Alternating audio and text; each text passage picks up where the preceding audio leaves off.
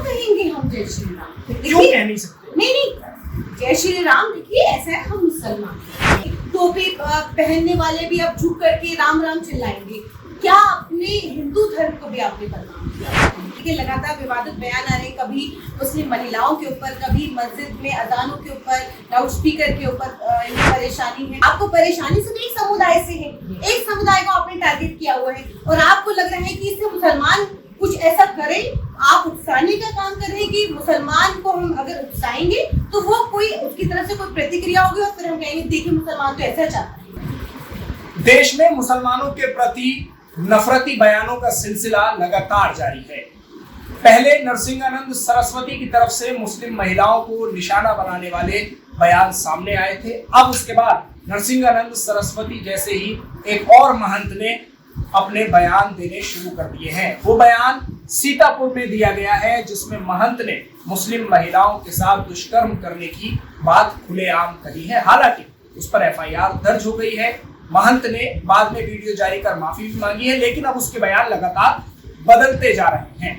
बजरंग मुनि ने मुस्लिम महिलाओं को टारगेट करने वाले बयान दिए हैं। उसके अलावा अजान पर जो कंट्रोवर्सी है, अजान पर जो विवाद है लाउड स्पीकर पर, वो भी लगातार बढ़ता जा रहा है। इस पूरे मामले पर बातचीत करने के लिए हमारे साथ इस वक्त मौजूद हैं एडवोकेट आरफा खानम, जाना माना सियासी चेहरा है और उसके अलावा एक अच्छी कानूनी समझ भी रखती हैं। सबसे पहले आपसे ये जानना चाह रहा हूँ कि जिस तरह से मुस्लिम महिलाओं को टारगेट करने वाला ये बयान बजरंग मुनि की तरफ से दिया गया है, इस पर आपकी पहली प्रतिक्रिया?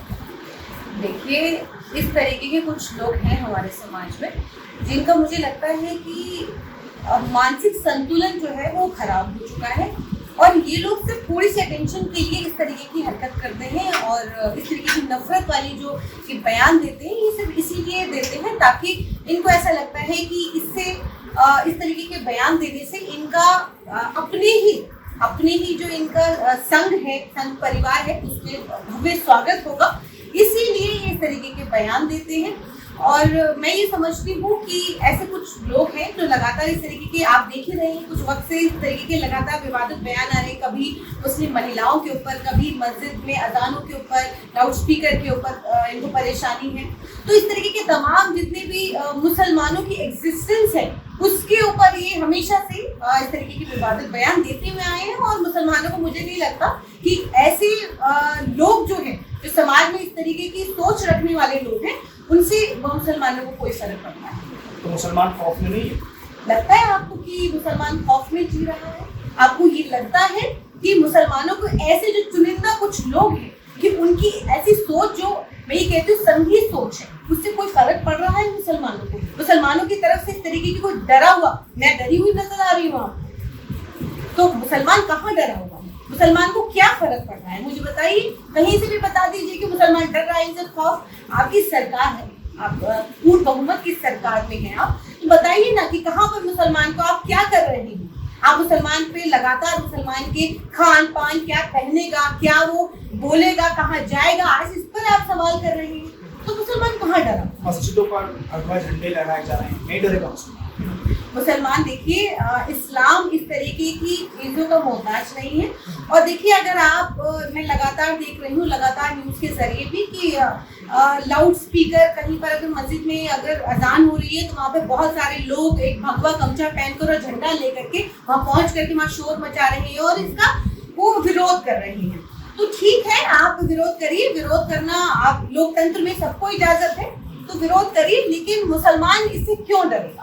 तो मुसलमान भी करे ना विरोध, मुसलमान नहीं, देखिए, मुसलमानों को इससे कोई फर्क पड़ेगा तो विरोध करेगा ना। मुसलमान अजान की है और मुसलमानों को फर्क पड़ रहा है, कैसे कह सकती हैं? देखिए, ऐसा है, मुसलमानों, आप ये कह रहे हैं कि बात अजान की है, बिल्कुल अजान की है, लेकिन सुप्रीम कोर्ट की गाइडलाइन से 10 बजे तक, 10 बजे के बाद लाउड स्पीकर चलाने के लिए मना की जाए, प्रतिबंध है लाउड स्पीकर पर। लेकिन आपको एक और चीज बता दी कि आप ये देखते हैं कि यहाँ पर सड़क पे 10 बजे के बाद लाउड स्पीकर नहीं चला सकते हैं, लेकिन आज 10 बजे के बाद भी, यहाँ तक कि हम लोग कई बार रात को 2-2 बजे तक वही लाउड स्पीकर तेज आवाज में वहाँ सड़कों पर चल रहे हैं। कौन रोक रहा है? वो उल्लंघन नहीं है। लेकिन बात यह है कि आपको परेशानी सिर्फ एक समुदाय से है, एक समुदाय को आपने टारगेट किया हुआ है और आपको लग रहा है कि इससे मुसलमान कुछ ऐसा करे आप उकसाने का काम कर रहे हैं कि मुसलमान को हम अगर उकसाएंगे तो वो कोई उसकी तरफ से कोई प्रतिक्रिया होगी और फिर हम कहेंगे देखिए मुसलमान तो ऐसा चाहता है। तो देखिए मुसलमान संविधान को लिए हुए, संविधान में आस्था रखता है और संविधान के ऊपर ही चलता है। तो हमें संविधान जो इजाजत देता है हम उससे बिल्कुल बाहर नहीं है और उसी पर हम लोग चल रहे हैं।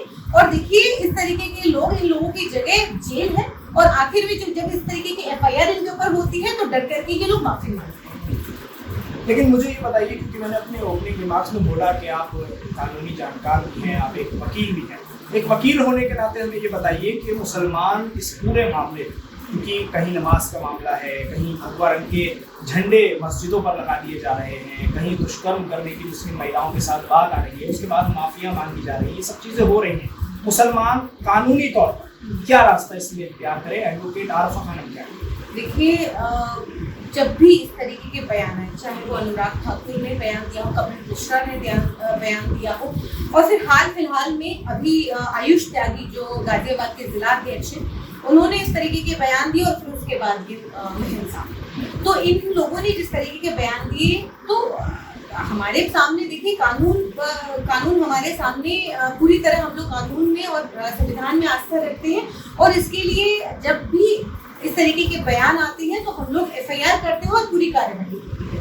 और कई बार ऐसा हमें देखने को मिलता है कि प्रशासन की तरफ से, क्योंकि जाहिर सी बात है कि BJP पूर्ण बहुमत से है, तो इन लोगों को पूरी छूट दी गई है कि आप एक समुदाय के खिलाफ आप जहर उगलिए और प्रशासन आपके साथ है। कई बार आपने देखा भी है प्रशासन की मौजूदगी में ये सब होता है, प्रशासन खड़े होकर के ये सब करवाता है। तो वहां पर इस तरीके के उनको ऐसे आदेश ऊपर से आए हुए हैं कि आप ऐसा करिए, लेकिन जब जवाबदेही का नंबर आता है तो इनके पास जवाब नहीं होता है।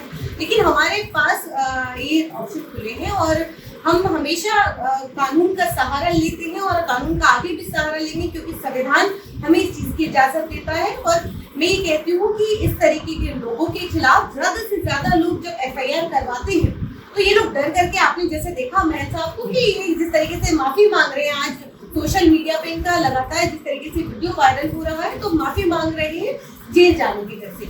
लेकिन ऐसे बहुत से ऐसे लोग भी हैं, आपने राजस्थान के करौली में देखा कि जिस तरीके से एक भीड़ एक मुस्लिम इलाके में, वहाँ जो बाजार था वहाँ पे घुसी और घुसने के बाद किस तरीके के नारे, एक उकसाने वाले नारे लगा रहे थे कि टोपी पहनने वाले भी अब झुक करके राम राम चिल्लाएंगे।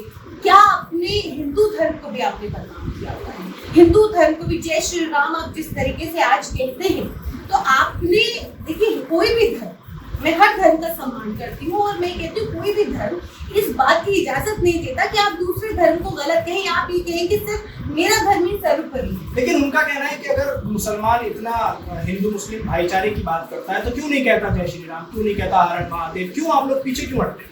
क्यों कहेंगे हम जय श्री राम? क्यों कह नहीं सकते? नहीं, जय श्री राम देखिए ऐसा है, हम मुसलमान हैं और मुसलमान होने के नाते मेरा धर्म ये कहता है, दूसरे धर्म की रिस्पेक्ट करते हैं हम लोग, हम पूरी तरह। लेकिन हमारी आस्था अपने धर्म में है, उनकी आस्था अपने धर्म में है। लेकिन इसका मतलब ये बिल्कुल नहीं है कि देखिए मैं जबरदस्ती मेरे सीने पे को खड़े होकर के और मेरा गिरेबान पकड़ के कोई ये कहेगा बोल जय श्री राम, मैं क्यों बोलूंगी?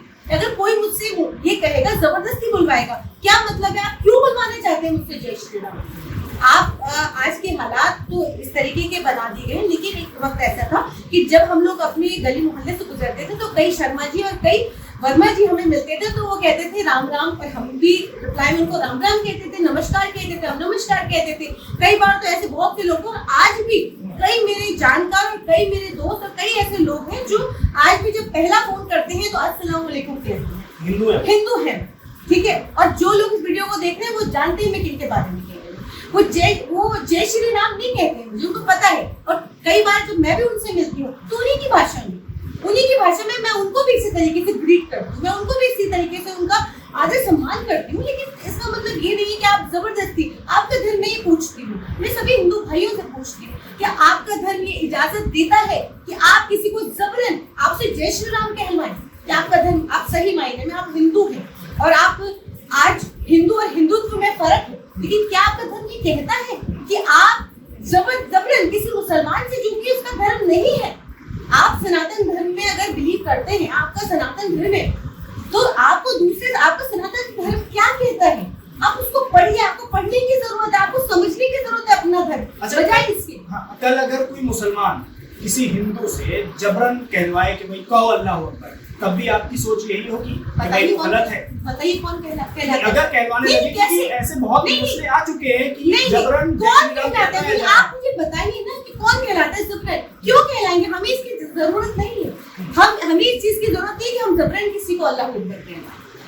हम तो ये भी कहते हैं कि हमारे सभी धर्मों के अंदर बहुत से ऐसे लोग हैं जो पूजा पाठ नहीं करते, बहुत से ऐसे लोग हैं जो नमाज भी नहीं पढ़ते हैं, माफ कीजिएगा, बहुत सारे ऐसे लोग हैं, अभी रमजान का पाक महीना चल रहा है, बहुत सारे लोग रोजा नहीं रखते हैं। तो इसका मतलब क्या है कि क्या वो मुसलमान नहीं है, क्या वो हिंदू नहीं है? लेकिन जबरन, देखिए जबरन कोई भी अगर चीज कहलवाई जाए तो वो गलत है, चाहे वो किसी भी धर्म की। जबरन आप किसी से ये नहीं करा सकते। हमारा धर्म, हमारा कॉन्स्टिट्यूशन, हमारा संविधान हमें इस चीज की इजाजत देता है, हमें जीने की इजाजत देता है।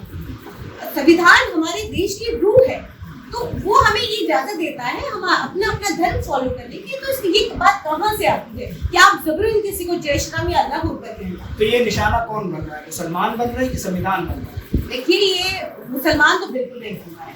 मैं आपको नहीं बन रहा है, बिल्कुल नहीं बन रहा है मुसलमान। मैं ये कहती हूँ कि ये देखिए, अभी जो भी माहौल के हिसाब से आप चाहे ये कहें कि हम आप मुसलमानों के ऊपर, मुसलमान बीफ नहीं खाएगा, मुसलमान गोश्त नहीं खाएगा, दुकानें बंद कर देंगे तो मुसलमान घबरा जाएगा, डर जाएगा, मुसलमान का क्या होगा, हिजाब लड़कियां नहीं पहनेंगी। तो इस तरीके की बातें करके, या आप जगह जगह से जिस तरीके की किसी की दाढ़ी में से आपको परेशानी हो जाती है, किसी की टोपी से परेशानी हो जाती है, तो देखिए इस तरीके से क्या आपको लगता है कि सही मायने में आप मुसलमान को तकलीफ दे रहे हैं? आपकी परेशानी मैं आपको बताती हूँ, परेशानी है क्या?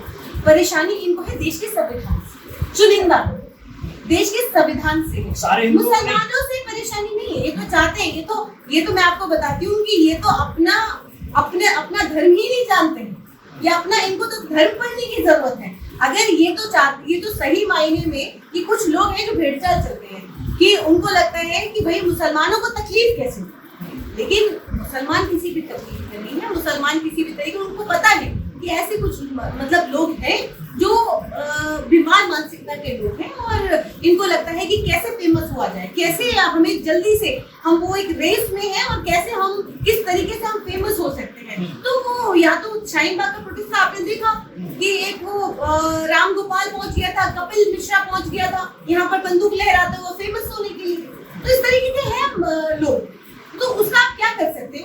उनका ये कर सकते हैं कि आप इनको सही रास्ता दिखाएं, इनको जेल में, तो यही इनका इलाज है। मैं समझती हूँ कि बाकी, और देखिए ये सही मायने में ये देश के संविधान को जो है ये वो नुकसान पहुंचा रहे हैं, ये मुसलमान को नुकसान नहीं पहुंचा रहे।